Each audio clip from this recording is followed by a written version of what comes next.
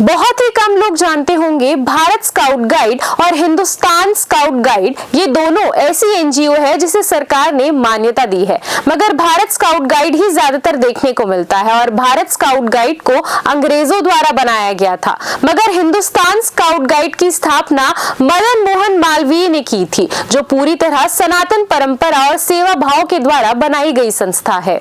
मगर आज Hindustan scout guide प्रदेशों से नदारद नजर आ रहा है। एक बड़ा सवाल कि हिंदुस्तान स्काउट गाइड को राज्य सरकारों से क्यों प्राथमिकता नहीं मिल रही, जबकि भारत स्काउट गाइड एक एनजीओ होने के बावजूद सरकार का पूर्ण समर्थन मिल रहा है।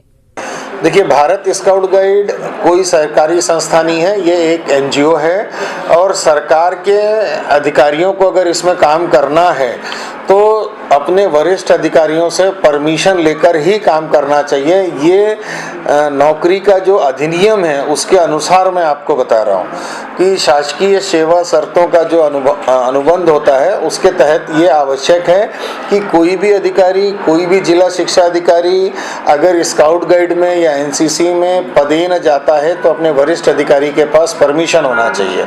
दूसरी बात, एक बहुत आपको आश्चर्य होगा कि भारत स्काउट गाइड के पास छत्तीसगढ़ शासन से मान्यता का कोई पत्र भी नहीं है कि अगर वो सरकार से अनुदान ले रहे हैं या छत्तीसगढ़ शासन ने उन्हें कोई किसी भी तरह की मान्यता दी है, ऐसा भी कोई पत्र नहीं है जी। ये डीओ के खाते में 10 करोड़ रुपए चले गए हैं, ये भी एक तो विवाद का विषय बन गया है। देखिए, ये एक तो पहली सरकारी संस्था नहीं है, डीओ जो है वो राज्य सरकार के अधीनस्थ कार्य होता है, तो डीओ के खाते में पैसा क्यों जा रहा है ये भी समझ में नहीं आ रहा है। और अगर उसके खाते के संचालन का अगर मान लीजिए डीओ को इन्होंने एक हस्ताक्षरकर्ता बनाया है तो उसकी एक कमेटी भी होगी, जिले की कमेटी होगी, कमेटी का भी कोई अध्यक्ष होगा, तो इसकी जानकारी को सार्वजनिक किया जाना चाहिए। और अगर कोई बड़ा खर्च हो रहा है तो टेंडर के माध्यम से होना चाहिए।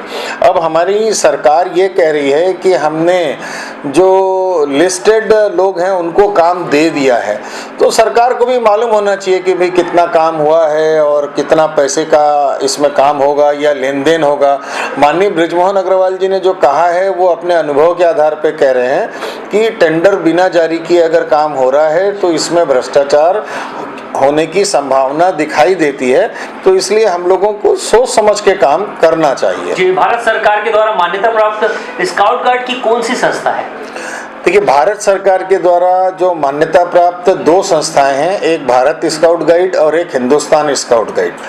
और हिंदुस्तान स्काउट गाइड को छत्तीसगढ़ के लोगों के द्वारा जानबूझकर प्राथमिकता नहीं दी जा रही है, जबकि भारत सरकार के द्वारा मान्यता प्राप्त दोनों संस्थाएं हैं। मैंने आपको पहले भी बताया कि छत्तीसगढ़ शासन से भारत स्काउट गाइड को कोई मान्यता का पत्र प्रदान नहीं हुआ है। हिंदुस्तान स्काउट गाइड के द्वारा भी मान्यता के पत्र को प्राप्त करने के लिए आवेदन दिया गया है। इसमें छत्तीसगढ़ हाई कोर्ट में याचिका भी दायर की गई है। हाई कोर्ट का निर्णय भी ये इस बारे में आ चुका है कि राज्य शासन को इसको 15 दिन के अंदर जवाब देना चाहिए, लेकिन इस बात को भी साल भर से ज्यादा हो गया। आप बोल रहे हैं कि मान्यता प्राप्त नहीं है, मगर सरकार तो स्काउट गाइड के लोगों को घर और सारी फैसिलिटियां भी दे रही है।